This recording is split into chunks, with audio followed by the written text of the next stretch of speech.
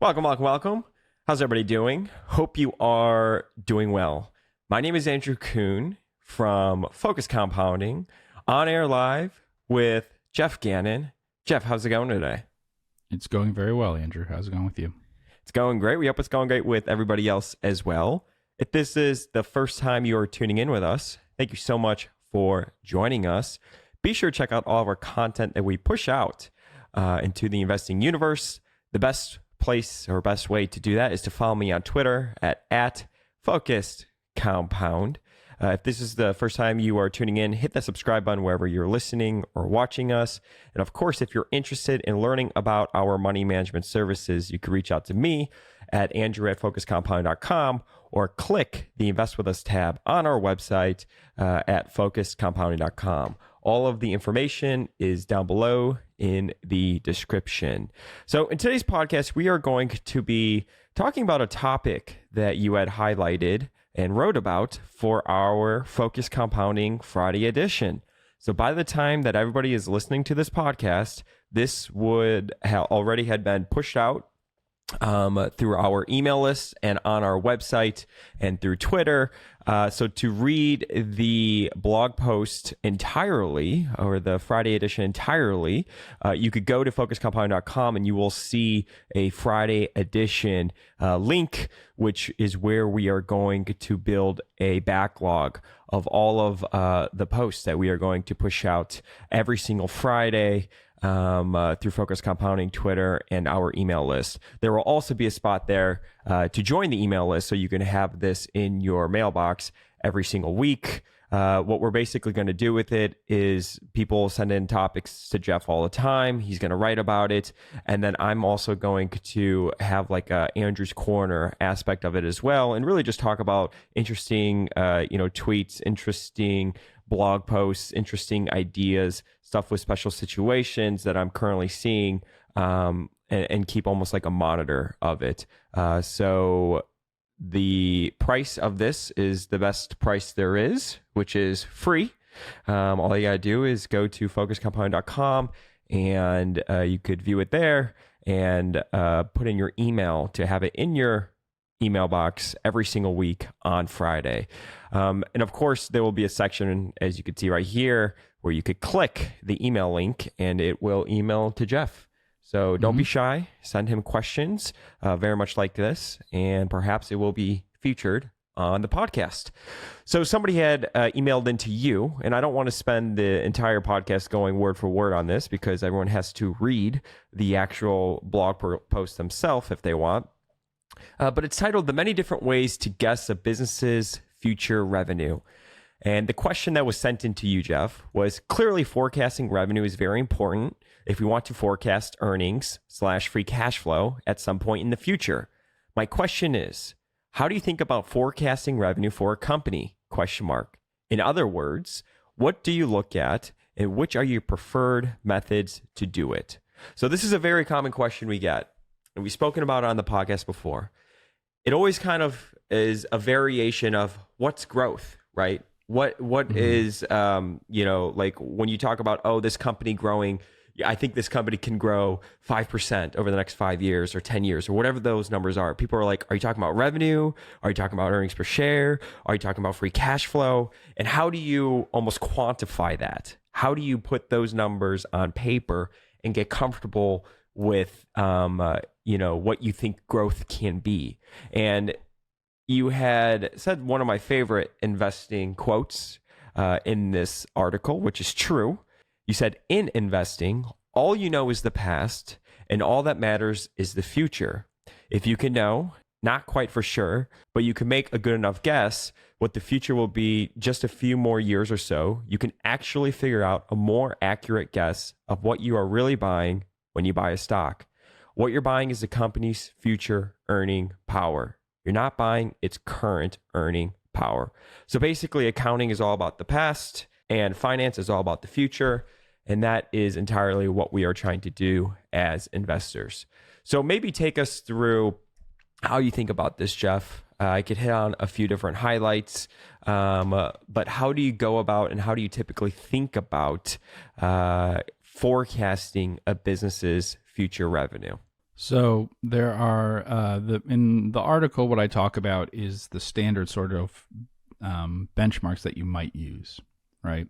So you might think that it's going to grow as fast as inflation. You might think as fast as inflation plus population growth. You might think as fast as nominal GDP, which is basically inflation plus population growth plus productivity per person. So the you can have other ideas about a company, which people often what people will use is the past growth rate, right? So if it grew this fast in the last 3 years, 5 years, 10 years, they'll use that, right? But there are all sorts of reasons why that's kind of difficult. And this gives you more of an idea of, I guess people would say, the terminal rate, right? What's actually going to matter, which I talk a little bit about in the article, is a really good guess about the next few years. If you have a really good guess about the next few years, which could be very different from these numbers, like I think they're going to gain market share, I think they're going to sign this new contract, I think whatever, cyclically it's going to improve. Knowing what revenue and earnings and everything might be 3 years out or something is very important, because that could mean that you are actually getting at a kind of a low PE versus near-term earnings. But then the other issue, which is really big, is the more terminal rate. So knowing the difference between something which will grow at basically zero and something that will grow at 6% for a very, very long time is really important. And so you might want to think about those things.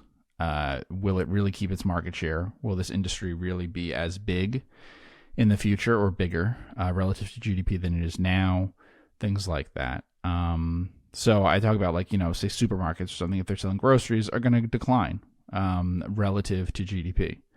They're not going to decline relative to population. People aren't actually going to consume less groceries over time, but it's not going to keep pace because they're going to spend more on, as they get more disposable income, they're not going to just spend that as much as a percentage on basic necessities. Instead, it's going to go to entertainment and financial services and information service and all these things that we can think about, tech things and stuff. Those get the marginal dollar, as opposed to things that you'll spend very basically, right? And so that's not going to grow as fast unless it takes market share, which then would be building out number of stores and stuff. A very common one that people do for retail or restaurants is unit growth and same-store sales growth, which is another way to estimate it. So what do? They think about what the total addressable market could be for the unit, derive a revenue number off of there, probably use some sort of margin on what they think the economics could be of that business, and then work their way backwards to like future revenue and what the return could be on that, like a range of outcomes. Exactly. So you might think, okay, I think there can be 500 cheesecake factories in a country, or I think there can be 1,000 Howden joinery depots or whatever. And you just estimate what is the sales level that they have now, what would it be in the future, how many new stores are they going to open up each year. And I talk a little bit about that because what tends to happen, not always, but what tends to happen is that your growth rate in that is going to be higher at the front part of it and then slower at the end, because there are some constraints in just number of stores that you're opening.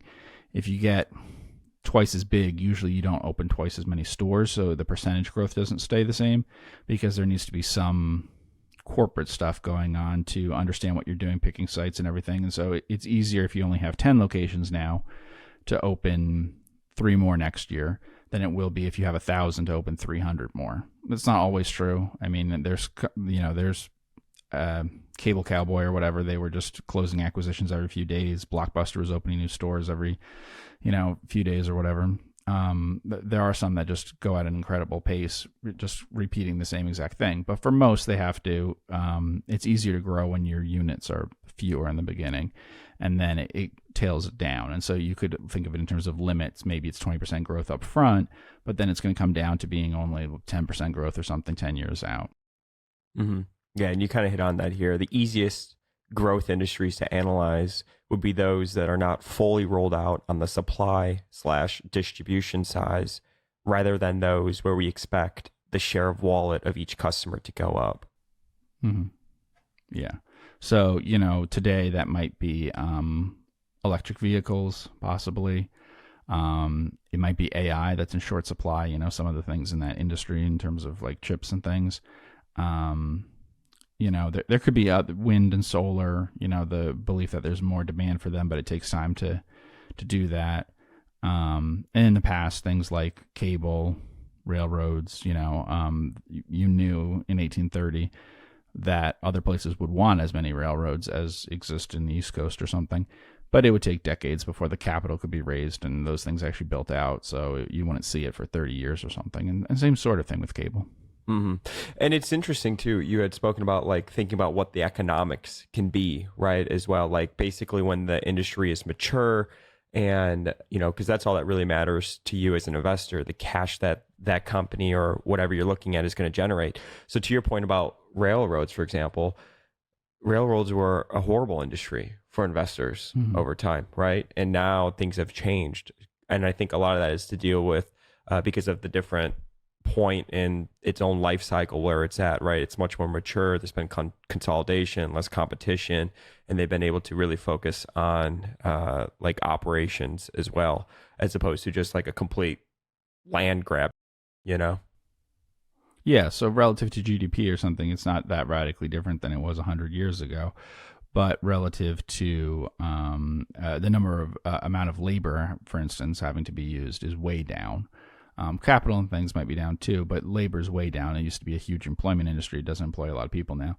So it becomes a lot more efficient. That was always the Tom Murphy quote that, and he used it literally referring to a train in how he talked about it. But the idea is not to have the longest train, but to, be the most efficient, to move the most with the least. And that's what actually drives returns on capital and stuff. So it's not, that is the bigger part of it. And when we talk about growth, for an investor, what we really need is growth in intrinsic value, right?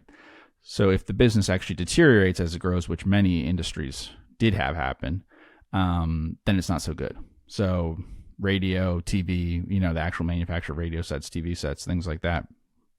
Most consumer electronics, it hasn't happened for iPhone, but it's happened for most other consumer electronics, have higher gross margins up front, make a lot of money. As the penetration gets higher, for the overall number of people in the country that are buying these things, the profit pool doesn't keep getting bigger. It actually gets, a lot worse.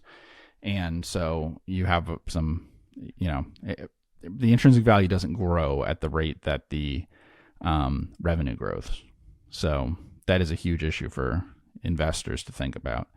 Revenue growth is, it's not the most important thing. Revenue is the easiest thing to show good numbers in if you don't care about the other things that are happening. So if you can have a balance sheet of unlimited size, you can have a lot more revenue.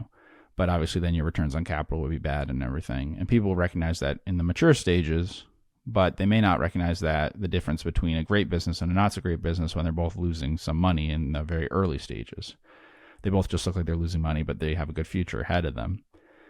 But it may be that the economics of one is a lot better than the other. And so that's what really matters when we're talking about the stock. But this was a question about revenue, which, I talk a little bit at the very beginning of like, look, if they tell you how many people they're going to have employed, if they tell you the square footage they're going to have, how much capital is going to be in the business, that actually is what's going to determine for the most part what revenue will be, right? So if U.S. Steel wants to have more revenue, well, just double the amount of capital that you're using, and they will have more revenue. They'll take share from somebody. It doesn't mean it'll make it worth any more to you, but that is the honest answer. You can keep having revenue by retaining all your earnings, by borrowing more, whatever, but it doesn't create value for shareholders. So what we're worried about more is the revenue growth at companies that are generating some economic value, or promise to, right? That's a more complicated one, is that at some sort of scale, they will create economic value. At the scale that they're at now, they won't. Do you think a good example of that is Carvana? Carvana is a complicated company. Because the revenue's gone berserk, but net income has also just been in the red. And I mean, that's been, completely in the red. And also they've diluted to hell. So it's a good example of, okay, well, yeah, they did 13.6 billion in revenue in 2022, but as an investor, it hasn't really meant much, right? Yeah, so Carvana's complicated because in the very early stages, they there's questions about whether the model could ever be profitable, right? But they did improve on like a unit type basis in terms of gross profitability to a point that was reasonable. Not incredible, but like if they got to a huge scale that they could make money. The problem is more the balance sheet stuff, the capital. So we've talked about this with venture capital type things and stuff. If they had access to cheap capital, or if their stock was incredibly overpriced or something and they could issue shares, then it might be possible to create value, sort of Jacob McDonough has been doing on the 10K podcast, the Teledyne story, and they did that where they issued shares at one point in their history. They bought back stock at another, that kind of thing. The balance sheet is pretty big for companies, car dealers, and it's big for Carvana compared to what people are used to for tech companies. They might think of this as like a same sort of fast growing startup, whatever, but it has really fast growth in like assets and things like that. And so if it gets into a position where it's hard for them to access capital, then you could have problems. And it did become hard for them to access capital compared to what it used to be. What do they have there for current assets in the most recent quarter? Let's go to. Sure. So we could go to quarter on QuickFS. June 2023, total current assets, 3.9 billion. Right. And then PP&E is big too, right? Yeah, 3.6. And what do they have in total current liabilities? Total current liabilities, 2.1 billion. Okay. So one of the issues is that obviously they don't have much of net working capital surplus generally. So they're when you take into account the long-term debt, if long-term debt moves into short-term stuff, then they've got lots of problems. So it's financially tougher for them, obviously, which is typical of other car dealers. So it's not unusual that way. The difference is that they're trying to grow much faster than they're actually earning money to retain earnings, right? Because they haven't really earned a lot of money. I mean, there may be quarters where they generated cash flow and stuff. I think there were briefly, but they're not really self-funding to the level of the growth that they want to have. But it is legitimate to think that that growth would help them. I mean, scale is helpful in car dealer stuff, and knowing the having the company's name out there and everything is helpful too. But it's taxing on the balance sheet. Mm-hmm. Very taxing on the balance sheet. So I thought this section was great from your article because it sort of brings back the way that Buffett thinks about these things, right? Like when he talks about technology and how he doesn't understand it, what he's really talking about, he doesn't understand the customer decision-making aspect of it, right? And you had said churn and attrition are major factors to consider as well. Revenue will be easiest to predict where items are subscribed to or purchased extremely frequently at very low cost per transaction, etc., versus situations where purchases are infrequent, high ticket price, etc. Habitual use is easier to predict than non-habitual.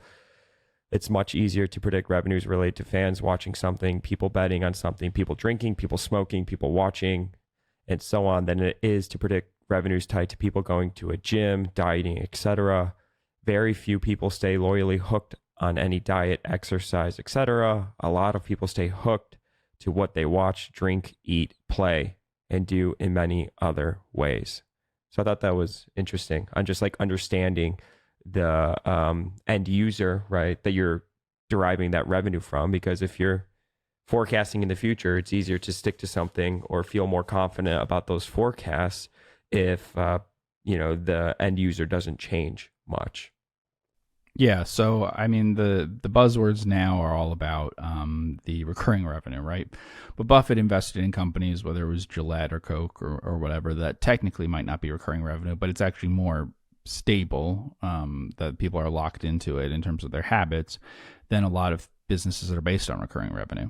So either one works. The reason why Microsoft got to be such a big growth stock, why cable was such a big growth industry, is in large part that once people started using Windows, they didn't stop. Once people signed up for cable, they didn't cancel.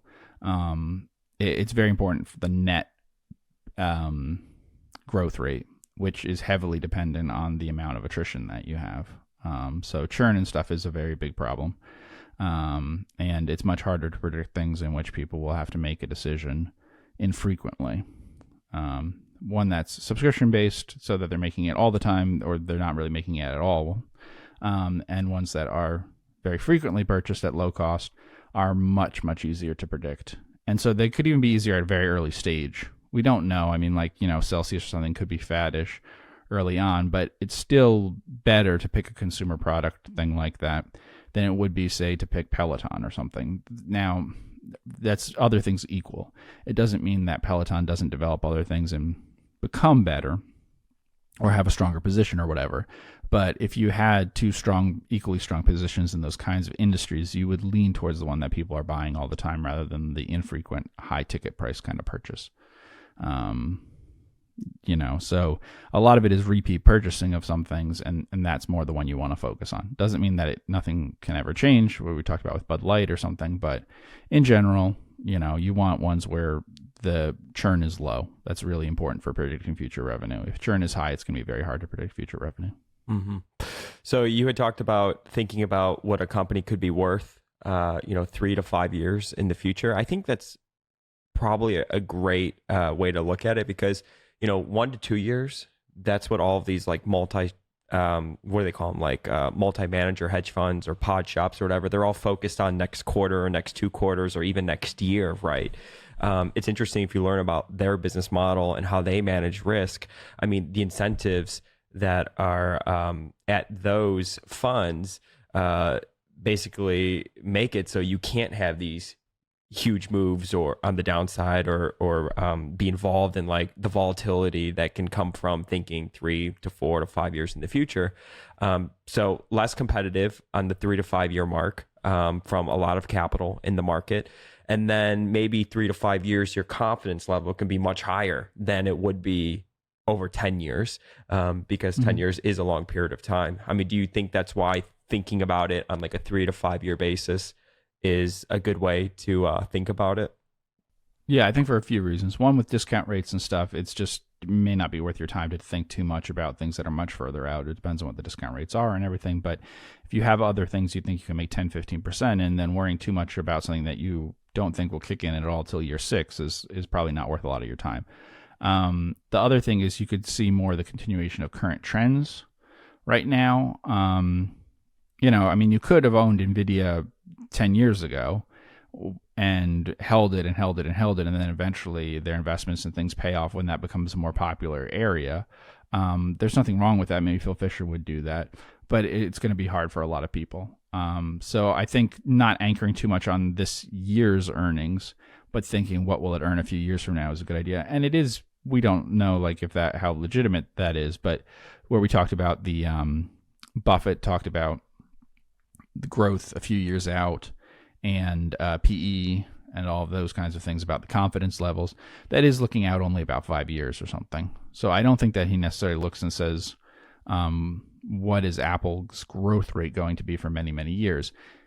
If you know that it's going to grow nicely for the next 5 years or something, 3 to 5 years, and you also know that's really durable, which is more the question for the really long-term thing, that's important.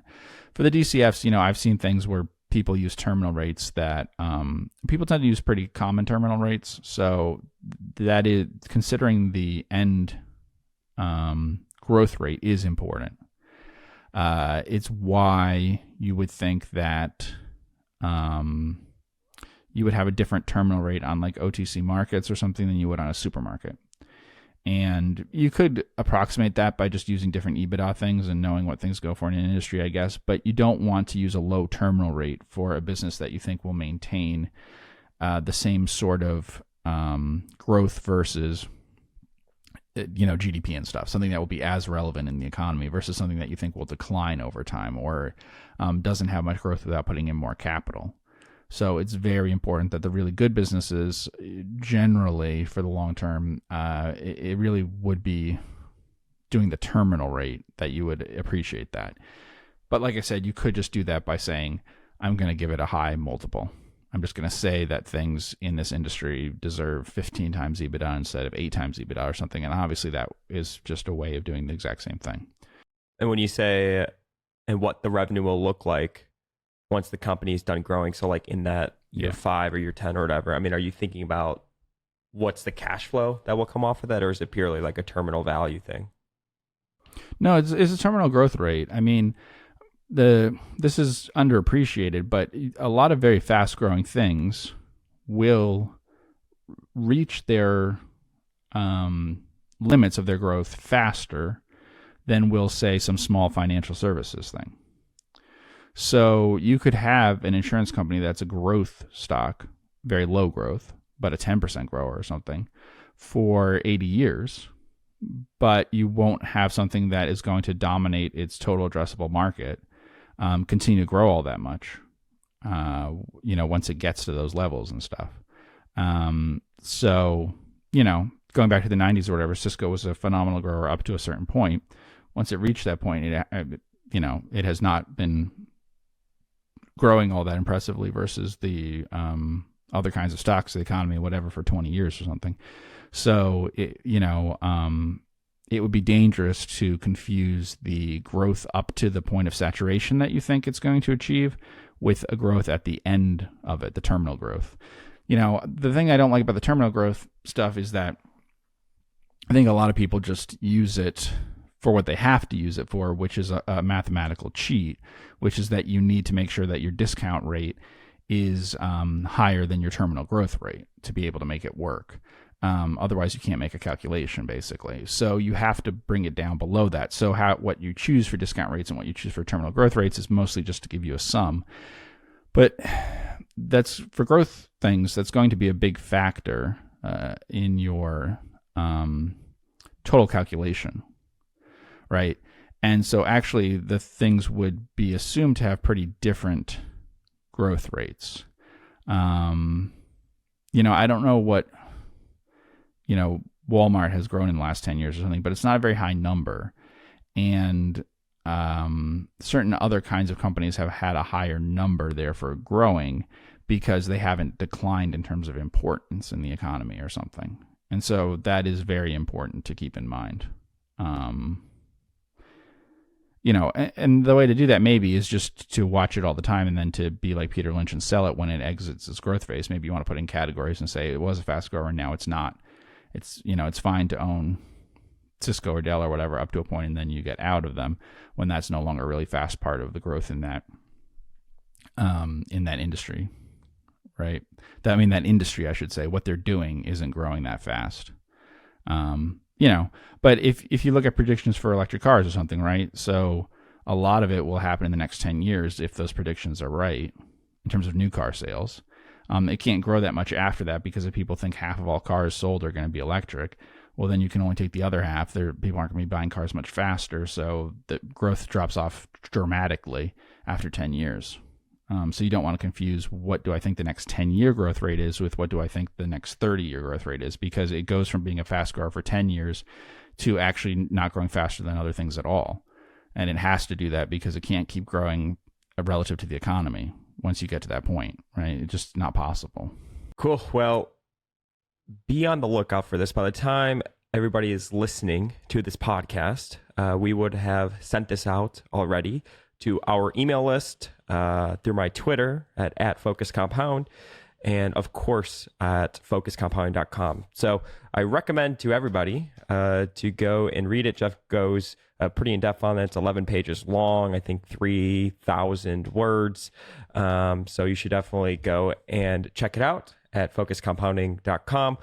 And of course, you will see the email link where you could send future questions to Geoff. That helps sort of keep everything here fresh and new, and helps us come up with new content to bring to the listeners and readers. If this is the first time you're tuning in with us, be sure to hit that subscribe button wherever you are listening or watching. And of course, if you're interested in learning about our money management services, you can reach out to me at andrew@focusedcompounding.com. I want to thank everybody so much for all the support. Thank you for tuning in. Thank you for reading. And we will see you in the next podcast. Take care.